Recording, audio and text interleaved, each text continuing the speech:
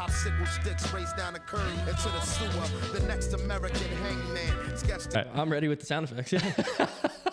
Go ahead. Welcome back to the Marathon Mortgage Podcast. Happy. Dude, Jesus Christ, man. I don't even want to do that sound. That was horrible. Welcome back to the Marathon Mortgage Happy Hour. My name is Rory Farrell.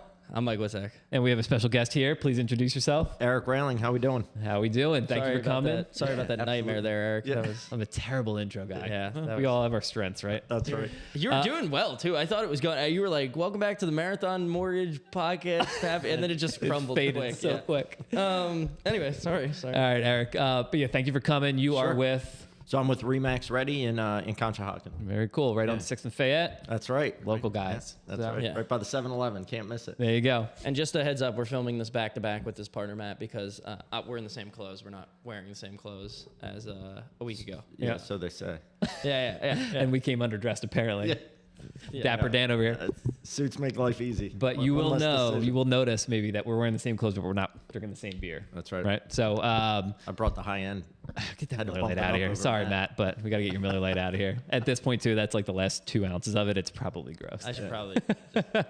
But I went with something that was, similar to that. Miller Lite's obviously a light American Pilsner. We're going with a German style lager, golden lager. So really similar profile. Going to be a little sharper, probably not as sweet. And it's from Sly Fox from Pottstown. So we're fun. Yeah, it's light lager. See if my taste is refined enough. What did you say it was going to be?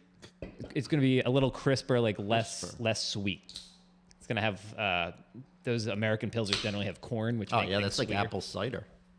I don't... Compared to a Miller Lite. I don't want to throw Tim Garrity under the bus or anything, but he made a really funny comment the other day when I was at their networking event about you, and they were About like, me? yes, it was hilarious. boy. They were like, yeah, Rory's really into beers. They were like, yeah, these bubbles are imported from wherever. How And I'm dare like- you, I'm Tim? like, that's awesome. How dare you? I That's thought we so were friends. funny. Oh my God, it was so good. I was like, I'm going to use that one, but All right, there's only so much I can contribute to this podcast, okay? And beer's what it There's is. one. All right. So shout out Sly Fox, the Helles Golden Lager, Yeah, German style lager. where are the bubbles from? Cheers. The carbonation. You want to really know? No, I don't. It's created from the yeast. And the yeast eats the sugar, creates the carbonation when it's bottled up or canned up or kegged up. God, you're welcome. What a nerd. Anyway, enough bickering. Let's get into our guest, Mr. Eric.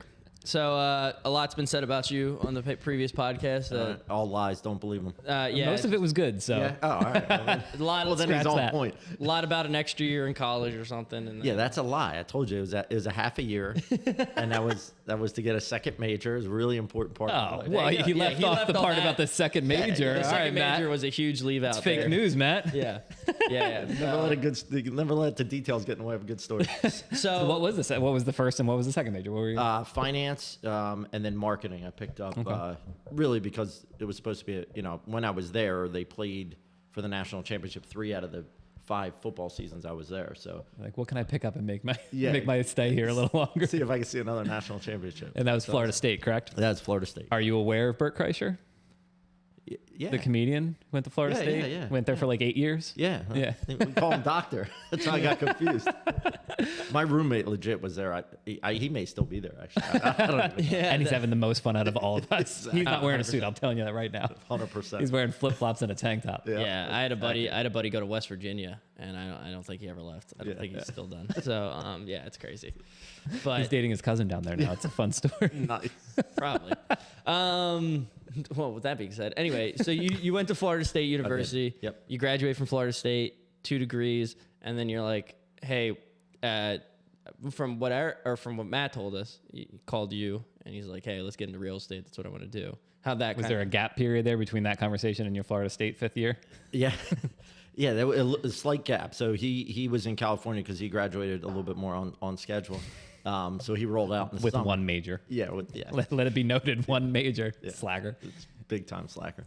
You gotta go to as I call Florida State. It's the Harvard of the Panhandle of Florida. So, fine academic institution. But yeah, he called. I think it was probably that. I can't remember the exact timing, but fall or winter. So I actually had a corporate job for about 3 months. I worked at what is now TD Bank. It was Commerce Bank back then, and went through their commercial loan training program and things like that, and really thought I was going to be set, like corporate America, all good. And yeah, he called and was like, "Hey, I'm going to come back in a couple weeks. Let's start our own business." And You're like, what? He's like, I don't know. I thought that's your job. yeah, exactly. I'm like, I'm in. So I quit the job the next day. My dad was like, "What?" I mean, just furious. Your like, dad, you would do the same thing if Yeah. your daughter quit her job with no plan. Yeah, right. It's like, "Dad, I'm just going to bartend, and Mitty and I'll figure it out." And Mitty, I love that. yeah, so it took us a while. We're still trying to figure it out, but that's how it kicked off. That's awesome. Yeah. That's awesome. But it is, I mean, a lot of people have a similar story where you're like, hey, I'm figuring this out. I want to follow a passion or a dream, or I want to work for myself, and I want to have a boss. I'll bartend on the side, and I'll live with roommates, which we've all done. Well, Yeah. you've known it right now. It's like, I have 2 roommates right now. Yeah. Yeah, Like, what do you nice. think? well, yeah, you guys are a little bit more gotta leave accomplished that than I phase. was. Yeah. Yeah. When I had roommates, I was bartending and living at the beach and doing, at least you have a real job and your Yeah, roommates these are my in, first roommates, I should say, besides my mom. So, that would be my... but law school, med school, Yeah. and then you're in a real career. So it's Yeah, like yeah. you're doing more than, I'm actually kind of the bum of the group. Yeah, because everybody else is doing so much other stuff. well, you're making money, they're spending money. That's a lot of it. But yeah, no, that's kind of all the similar situations. And then, so you get in, he had mentioned you got in as like a real estate assistant almost, and then... Yeah, we really we wanted to invest in real estate, which we did and still do. And in the beginning, it was really just how do I get access to the MLS? 20-something years old, so I found a local real estate office, not far from here at all, and worked for 2 amazing people, a mother-daughter team. And it was just the greatest people. Still very close with them. And I was their assistant, just folding the mailers and doing whatever they needed me to do a couple days a week for a couple hours. And really, meanwhile, I was logging in and Stealing their passwords. check The statute Well, I was of at the limitations office, on so, that. Yeah, we can edit that. But that was the main thrust of it. And then if Matt didn't mention, we ended up buying a property. Yeah. And that really became the catalyst. Where you guys awesome. lived, right? You guys bought it. Correct. Yeah. So the first one, the first purchase was the 4 of us, from growing up from high school. That's where we went. But then Matt and I started that like a private equity, like a partnership, and we had people invest in that partnership, which was Well, that's why I'm glad you bring this up, because I really wanted to touch on this and I forgot to bring it up to Matt. But so like I have 2 rental properties myself that I bought, nice. but I've often thought about starting like a P type of thing and just going around and being like, give me 10 grand. Yeah. Was that a hard Exactly what we did. convincing of friends and family? Yeah, and like, people how did you people do who it? have the money to actually give you the money when you're Yeah, I mean, 24 or 25 or whatever you are? Or It where? may come as a surprise, but a finance major or finance degree from Florida State doesn't necessarily rate. Doesn't open up the doors. Yes, that's not a door opener at all. But no, it was hard. I mean, we had to learn how to make a business plan, and we read. I remember the first thing Matt and I did was read. We challenged both of each other to read Security Analysis, which is Benjamin Graham, which is the business partner Warren Buffett. No, he was the catalyst. Benjamin Graham was before Yeah. Buffett, but he was the catalyst. So that's the book on value investing. Yeah, he was So- one of his professors or something. yeah. Yeah. Thank you. Yeah, I knew this story somewhere would come out, but so we read that, and we quiz ourselves on that, and really just tried to dig into it. And so basically, that partnership that we started was modeled after Buffett's. We didn't have as many zeros as he does. Not yet. Yeah, not yet. We're growing it, but that's how it started. So that partnership, it was difficult, definitely, to talk, but it grew. Nothing crazy, but big enough that we were working on it every day, and we bought a single home also in Conshohocken, but it was on a double lot, Oh, and so we rented it to the Cabrini, now defunct, right? Cabrini shut down. what was it? It was now it's our science. It's Nova now. Nova. Yeah, I Nova can't bought remember. Cabrini, I think. But anyway, we rented it to the Cabrini boys lacrosse team, and they were there for like 3 or 4 I years. thought you were gonna say like you rented it to the university. Yeah, no, we weren't that high end. Dude, the Lax team wants to run. What could go wrong? What could go wrong? Day one, they roll in this like 4-tower thing that you'd see at like a restaurant. I mean, it was insane. Anything you could, but it was cool. We learned a lot in that, and we ended up subdividing that property into the 5 townhouses, and that really was the catalyst for Maybe big we jump. should get a license. Damn. Yeah. Try to holy figure this shit. out.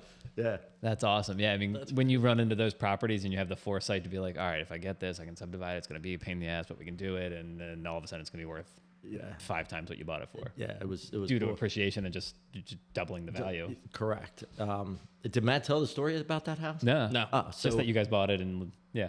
So the first plan was that we were going to build a twin. We are going to knock down the single and then build 2 semi-detached structures. To be technical, we were 18. The lot frontage was 18 inches short. And so, I mean, we know nothing. And we're like, dude, it's 9 inches on either side. Like, who the heck would say no to that? So we go to this hearing board in Concha. We have no attorney. We have nothing. It's just 2 dudes like showing up. Did you wear a suit? No, that Not that I probably had a tie on, but not didn't have the jacket. And I mean, they're like, yeah, dude, no shot. Like you're denied. Yeah. the Go variance. pound sand. Get Yeah. away from me. Variance denied. So we're like, well, that's weird. 18 inches doesn't make any sense. We're going to appeal it. So we end up in the Philly at the appellate court. Jeez. Again, no attorney. Just the balls that you guys had. It Well, was this- just nothing to lose in well, your. this is exactly how shit gets done, though, Yeah, because you're like, I got all the time in the world, and it makes no sense to me. Like, This you guys is are you screwed. in a nutshell. Like, Well, yeah, pretty much. Like, I know for a fact, I'd be like, yeah, I know if I take this far enough, they're gonna give up. Like, they're gonna not want to. We were do it. convinced. Yeah. But that didn't happen. The judge laughed us out of the room. lesson learned. Yeah. He's like, So awesome. you guys need to prove a hardship. You have nothing. This is a complete waste of my time. Get out of my courtroom, essentially. And don't come back because they'll waste more of my time. Yeah. What do you mean? This is a hardship, sir. Nobody's approving. 9 us. I'm inches? I pissed. mean, Yeah. come on. So we ended up asking the neighbor. We ended up buying the neighbor's property. And that's how we ended up with 5 lot subdivision instead of just what they call a simple subdivision, which would have been a 1 lot subdivision Yeah. to build the twins. Wow. So yeah, it was steep. And it was learning all curve. contiguous, that land, like just. Correct. And how did Yep. you start building? So then you subdivided all the land, and then did you construct the like? Did you guys oversee like the general contractors and everything, or how'd that work? Yeah, no, great question. We ended up selling the plan to a builder. So while that all was going on, there was a new construction, large new construction for Conshohocken. I can't remember exactly how many it was, but like 50 or so. And so we started talking to that builder and said, look, if we can get 5 lots across the street, he basically made that phase 2 of the development that he was building. And that was, I mean, all of it was luck. I mean, we had no, like I said, I mean, we just kept running from idea to idea and getting That's so kicked out of awesome. courtrooms. Did you know? So when you got the property next door, did you know the neighbor? How did that transact? Like, how did that happen? Yeah, we had. He had made a few phone calls to us because of the Cabrini lacrosse team. So the first impression was definitely not the best. But he knew there was only so much we could do, but we always were responsive to him. And I think he just appreciated the fact that we didn't dodge his phone calls. Like it was a lot of loud. It's what you guys can all imagine out there in podcast world. Yeah. It was a lot of chaos on a Friday and Saturday and Sunday and Monday and Tuesday and Wednesday and but he was cool, and so that's how it started. And he was getting older and just was he was ready to go to move, and we just had luck, right timing. Now, do you guys still have any of those properties that you bought like early on? Because I'm imagining Conchi 20 years ago and like what things were going for and what they're probably worth now. Yeah, we do still have some investments in Conchi for sure, but none of the 2 original that we're talking about. Now, is this here. still all through the PE like you guys started, or is this through? Yeah, the house that the 4 of us were in, that first house, that was not in the PE. I didn't realize that's the cool way we say private That's a equity cool. now. That's a cool way you say it. 25-year-old say. That's how you say it. You say PE. I'm learning a lot here. That's like if you're in New York and you're with, like some of my buddies live up in like Hoboken and like Manhattan. And they're like, Okay. yeah, this PE firm, and I'm like, okay, guys. All right, Got it. All right. So yeah, that's a cool. We're way to keeping say you it. hip, Eric. Yeah, I You're welcome. appreciate that. Yeah, like fancy beer, and now I got fancy. You're on a words. podcast. We're teaching you Acronyms. acronyms. Yeah, come on, man. So the PE was that 5 lot subdivision was a PE, and then once our real estate career kind of really started to take shape, we folded that, just kind of closed down the fund and paid everybody out. But it was an awesome run. I mean, Great. Yeah, learned a ton on investing and. Yeah, I have a lot all of that. questions. I'll probably ask you off the podcast about that because I'm very curious about it. So it's interesting. Yeah, be happy to chat through it for Cool. sure. It was a simple general partnership. Matt and I were the general partners, and then everybody else was a limited partner. Yep. And their investment was whatever they put in with no Yeah. other liability. Nice. We talked to Matt a little bit about this, but just like being able to take those risks when you're younger. Yeah. You know, like he was saying, oh, you know, we started young, like right out of college, really, and like no one's going to take you seriously, and which is all true, obviously. For And sure. I made the point of, yeah, but you don't have a lot of overhead. You have the time to drive down to Philly and stand in front of a judge that you shouldn't be in front of, and the overhead as far as like what it costs you to live on a monthly basis. It's like I'll just that's do the an time to extra start shift. taking those risks. For sure. I totally agree. And, I always got to try to balance, now, I'm a dad and all that's, family and all that stuff. And you get less risk, you get more risk adverse as you get older, to your point, and I'll meet with some investors that are looking to get into the game, and, they might be younger. And I'm like, wow, you really shouldn't open up a credit card to finance your repairs. Like that's not a good idea. But, if I actually stop and look in the mirror, that's exactly what Matt and I did. So, I'm always trying to make sure they understand the risk and, help them peek around the corners. But, certainly wouldn't knock anybody for whatever risk they want to take. It's their, it's their gig. Yeah, absolutely. I mean, he's a perfect person to have to chat with, because with his investment properties and you wanting to grow, and it's the perfect time to do it. I wish I would have done it. I just didn't have the foresight, and Right. some people do, some people don't. But Yeah. Maybe one day I'll be like you though. Get a house of brigantine. There you go. you just got to find a sugar mama and some good in-laws. Do. Yeah. Yeah. So one thing I wanted to kind of touch on with you is you're super involved, not just the day-to-day stuff with real estate, but the litigation, or not the litigation, but like contract building and like just on a bigger, the PIR, right? You're Correct. involved in. So like talk a little bit about your involvement with them, and how much of your workload goes into that versus day-to-day stuff. And, because I think that's unique to have someone of your, quote unquote stature who's that involved in the back end of all this stuff. Yeah, certainly. So I do a lot of work volunteering for all three levels of the association. So the local, served there for many years, and then that kind of increased my involvement at the state level. I'm also a director at the national level as well. In fact, just was in Boston, got back earlier this week. I love it because my ideas and I'm just not a smart person, you know what I mean? So the more you can get out and interact with people that are much smarter than you, the more I can benefit, right? Yep. So, as I was saying, like I may have a really good idea, that's fine, but my ideas are limited to only what I can think of in my own brain. So, it's like anything. The more you get out and just, talk to and rub elbows with people that, are as actively engaged in the industry, just the more benefit I think we all get.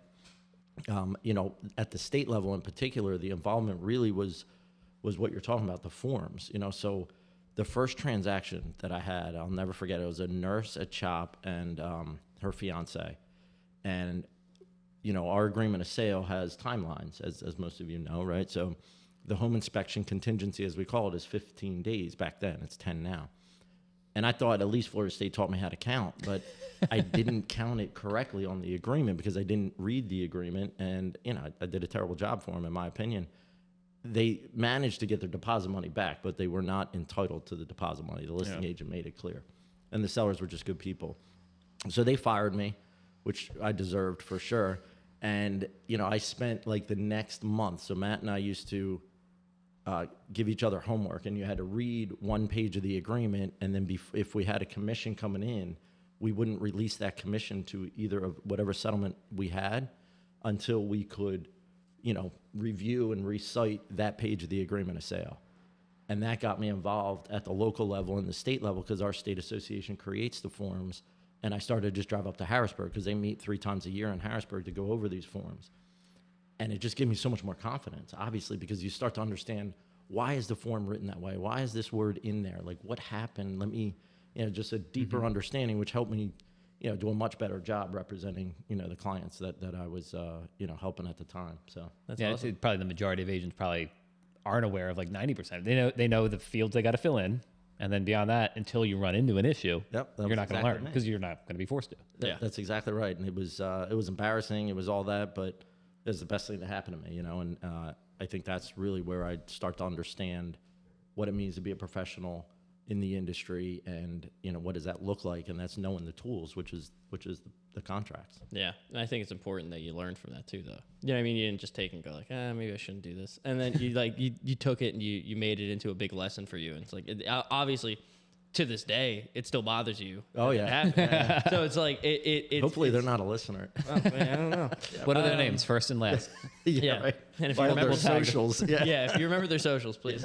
But no, yeah, I think. I would say before you pivot off of that, it's kind of piggybacks on that. And Matt mentioned something, you mentioned something. It sounded like, I mean, you guys were partners, but you were also like really pushing each other to do better and to be better and to learn things. And me and him, we do it in a sillier way, but like, we have contests and bets all day, every day in this office, awesome. and it makes the not fun stuff more fun, right? Like, especially with me being such a degen that I love it too. I'm like all for it.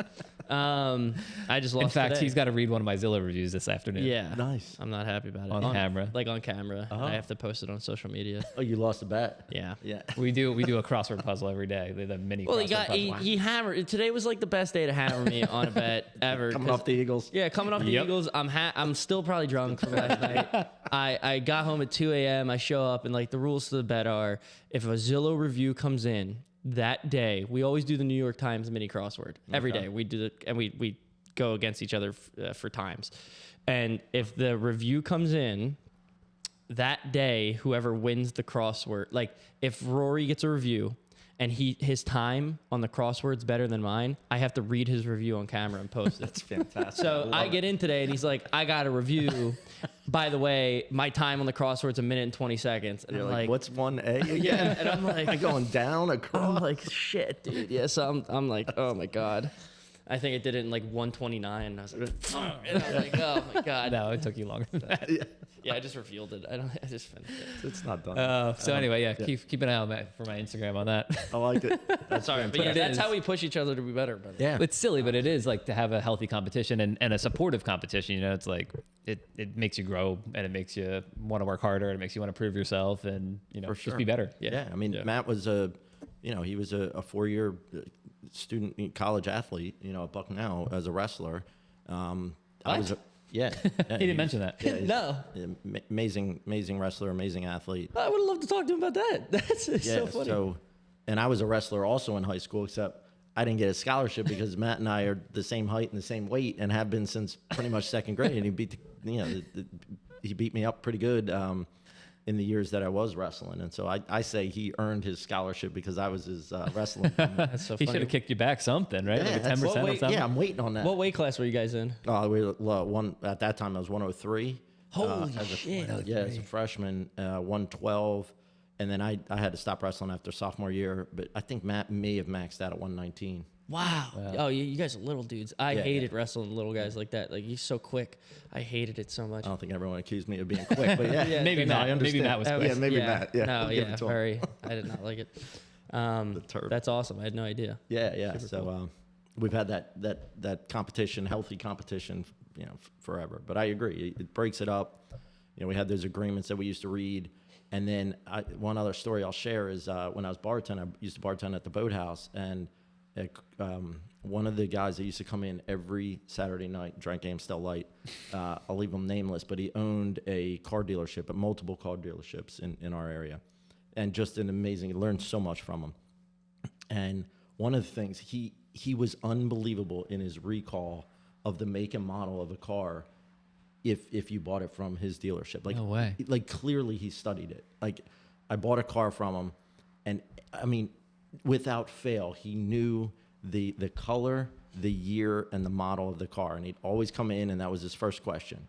How's the it was a Dodge Stratus of all things, but how's the Dodge Stratus? And so Matt and I took that, and then we used to, again, tied it to actually releasing the commission after a settlement. We had to start writing down every address and every client name. You had to fill it out. Sometimes he'd give me the addresses and I'd have to put the names, or sometimes vice versa. Oh, wow. And so we did that for probably a decade. Wow. Yeah. Do you still remember some now? Oh yeah, definitely. Yeah, I imagine. I don't It's remember like my phone number, but I definitely one of those things where you're like, oh yeah, the Smiths or Yeah. whatever, 123 Maple Street. Yeah, because it's powerful when you're in this type of business and you see somebody, a happy hour, wedding, whatever you're at, and you're just like, man, how's the place on Main Street going? And it shows you care. I mean, we do care. You guys too. We did a happy hour a couple weeks ago, right, at Warwick. Oh yeah, our And happy hour, yeah. I ran into friends who I know just from the neighborhood, and she consequently worked with a old client of mine, and like we both like looked at each other and we're like, how did you see someone out of Yeah. context, Yeah. but then as soon as we realized who we were like, right off the bat chatting, and it just creates that next impression of, hey, when you're ready to refinance, give me a ring. Like, Yeah, it's just like, oh yeah, I remember I ran into Rory at Warwick Farm, like, Yep. yeah, having that. Oh yeah, he's got a. But yeah, I ran into that guy, and we'll remember that interaction probably more than the whole processing of the underwriting and the buying the house and the because that's kind of comes and goes. But That's exactly right. So yeah, make it personal, and show you care. It's not really a secret sauce. It's just executing on the fundamentals. we say it all the time. It's not hard to be a realtor. We don't say that, but it's not hard to be a loan officer. You can take the test. People can pass that test. It's like how are you a good loan officer or a good realtor? It's like you got to care. You got to have some sort of personal investment in the people that you're working with, because at the end of the day, it's a people business. It's not. Bottom lines are great. You can make a lot of money, but Yeah. to get there, you got to be a good loan officer. I was actually Exactly supposed to be a realtor before this. Really? Yeah, I took all the classes. and It's everything. never too late. No, it's too late. I took all the. You say it all the time. He's like, should I be a realtor? Yeah, I was like. Usually when loan officers we're having a little slow Well, month. yeah, when I see when it's a Probably slow slow month, over and here, I, too. Yeah, and I oh, see, definitely. and then I see like people closing like $10 million. I'm like, if I close $10 million, I'm getting not even a quarter of what a realtor gets paid on $10 million. It's crazy. Yeah. Definitely different. So it makes me think. I'm like, maybe I should just go take the test, because I took all the classes, passed all the classes, and then me and my buddy that we took the classes together. We were like seniors in college, and we had like a couple extra bucks. So we're like, let's just take the classes. And then COVID hit as soon as we were scheduling the tests, so they shut down all the testing centers, and I was like, wow, I'm not gonna do it. And then I didn't do it, and I ended up here. So there you go. Let me ask you, do we need more realtors? Yeah. We always need good realtors. That's a perfect answer. Yeah. We need less loan officers, more good loan officers. That's exactly. Sure. Yeah, Matt. For a while we had that grand idea. So I was going to keep focused on real estate. Matt got into the mortgage world. He never got into the licensing, but he started shadowing, a mortgage loan officer, and that was, God, I can't remember the exact year, but then it was before the financial crisis, because then they started to have HUD in particular, if I remember right, started to have the rules that you Specific couldn't be duly agreements. licensed. Yeah, you couldn't be a licensed real estate agent and a licensed MLO or a mortgage loan officer, and so Yeah. we stopped that path and just focused on growing the real estate. Yeah. Seems like it's worked out. Yeah. So yeah, not bad. Some days are better than others, but yeah, For sure. I can't complain. Speaking of regulations, Yes. big one came through. Do you want to talk about it at all? Because you're probably the most knowledgeable person we've spoken to about it. And not that you have to get into nitty gritty, but like people are like, oh, how is it changing the industry? Like, what are you seeing anecdotally? Now that we're 4 months into it? Yeah, whatever August to now is. Yeah, Or October, November. Yeah, 4 months into it. yeah. So I think we need a longer runway to really understand what it's going to look like. But to me, look, from the win, the positive outcome out of it is that it increases conversations with your clients, right? I mean, we can moan and talk about change is hard, and are we losing some transparency? That's, to me, that's a different conversation. Like, to me, if we can focus on the positives, which is buyers should know, and sellers should know, our consumers should know, how it works, how the compensation functions. And for me, that was a step in the right direction. Yeah, It sure. opened up those conversations.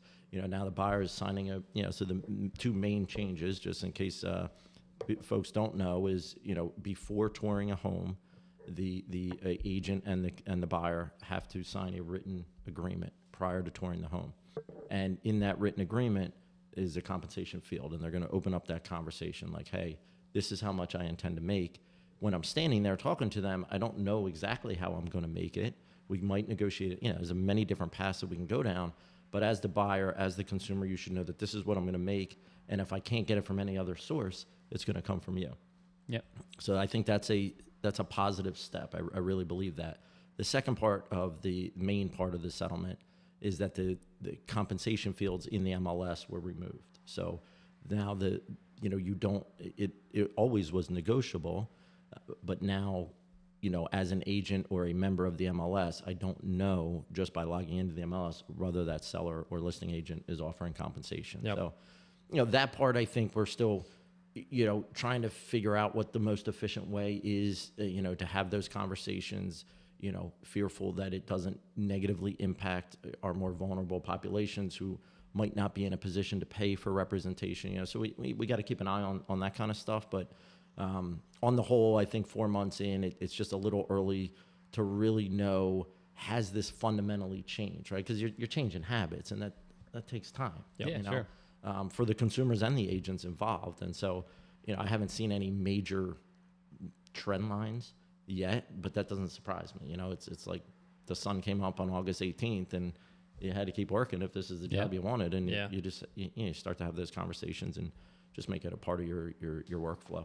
Yeah, I think the overall goal is like, hey, transparency is now up on all parties, which is always a good thing. That's exactly right. I think if we continue to do things that help our consumers, help them better understand what this process is all about, that's a win for obviously the consumer, but it's a win for the industry too. I mean, everybody I know is a professional. We want to do it the right way. We want to help. That's most of the reason why, folks get their real estate license. They really want to help somebody at a time when they're usually very vulnerable emotionally. There's, buying or selling a house is usually linked to another major event that happens.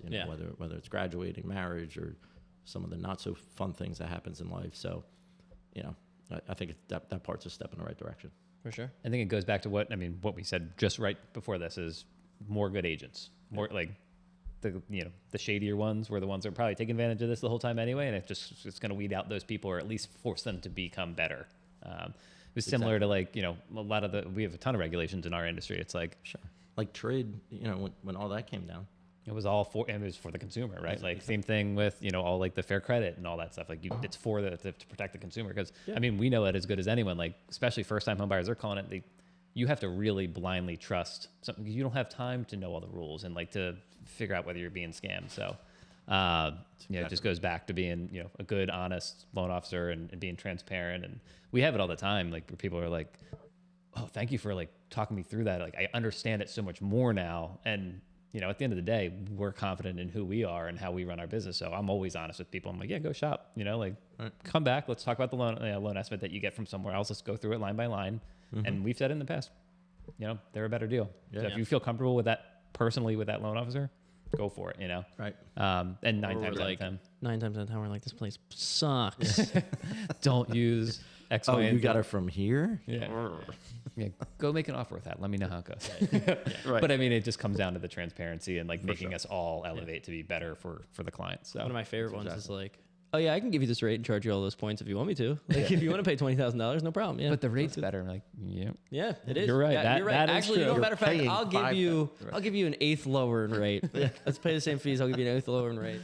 So, I think that loan cost estimate, you guys know it, but that's something we really try to help our agents understand. Like if your clients are out looking at other loan, lenders, like that to your point, that's great, but you got to get it in writing because the consumer doesn't understand. I can get a 1% rate. It may cost me $100,000, but somebody's going to give it to me. So you got to see what the charges are. Our not our argument, but it's something that we touch on a lot too. And it's probably similar to what you guys you're having the conversation with. It's not all about that number, the tangible number. It's like, what are the intangibles that the realtor or the loan officer is going to do? Like, are you going to hit your mortgage commitment date? Are you going to settle on time? Are you going to be able to get in contact with me on a Saturday if you're freaking out over something? Yep. Totally. Is your offer going to get accepted because our name's on it versus Rocket Mortgage? Like things like that is, those are intangibles that are hard to get a first-time home buyer to kind of understand. Yeah. Totally. It's probably similar in your industry. It's like, what are the intangibles that your agents are going to do versus, maybe they're making a little bit more, but they're earning that little bit more. That's exactly right. You got to be able to create trust, obviously, and help them understand. Like, I'm not necessarily recommending this. The assumption sometimes can be you're recommending this person because you're going to personally benefit from it, which we know is illegal between real estate and mortgage, at least. But, it's as you build that trust, it's like you got to understand there's so many checkpoints in the agreement.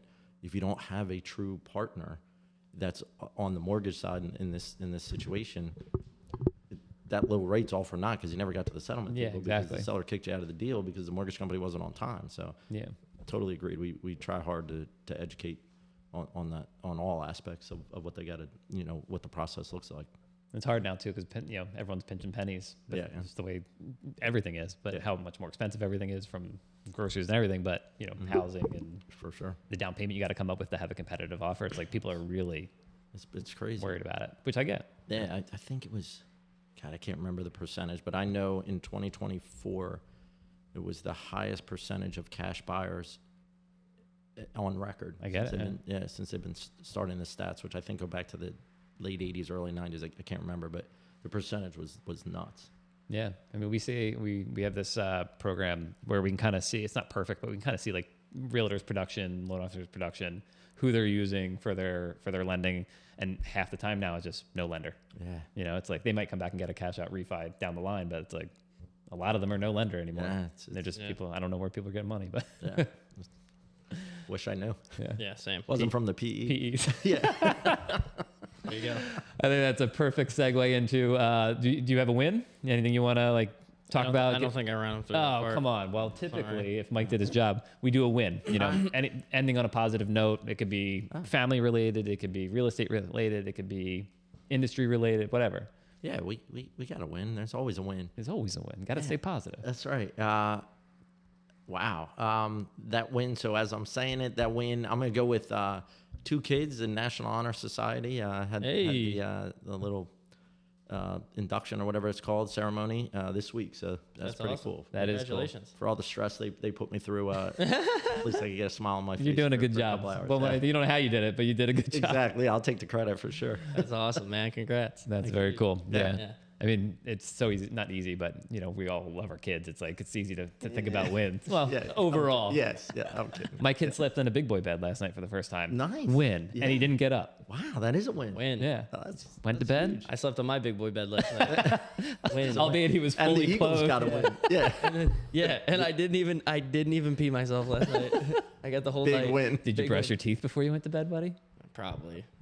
Probably. I don't know. I don't really There's remember. the video on that. Yeah. We'll have to do a replay later. Yeah. Because I don't know. But yeah, no, that's some good wins. Yeah. Thank you for coming on. Thanks for having We me. appreciate it. It was fun to have you and Matt back to back. And Yeah, it's cool. Very That's cool. great. I really appreciate the invite. Always fun for much free beer. success in 2025. We're getting close to the end of the year, and hopefully, we talked about it on Matt. You just got to be positive. And 2025 is going to be a better year. Yeah, Oh, definitely. The wind's at our back. that's it. That's what we it. keep saying. Firmly believe That's it. what we've said for the past 4 years. Yeah. All right. Sooner or later, we'll be right. Yes, exactly. It has to hit, right? Yeah, right? Instead of Matt, I was like, you just got to keep lying until it's true. Yeah. Exactly. All right. Well, shout out to Sly Fox. Shout out to Eric, Remax Ready and Conshohocken. Check out their videos. They post videos pretty often. Yep. Just little short clips about Stuff. information, facts, Yeah. goings on in the industry. And Yep. Awesome. thanks for coming on. Cool. Thank you. Cheers. All right. Cheers. That's too much. And it doesn't stop. I don't know why. I know.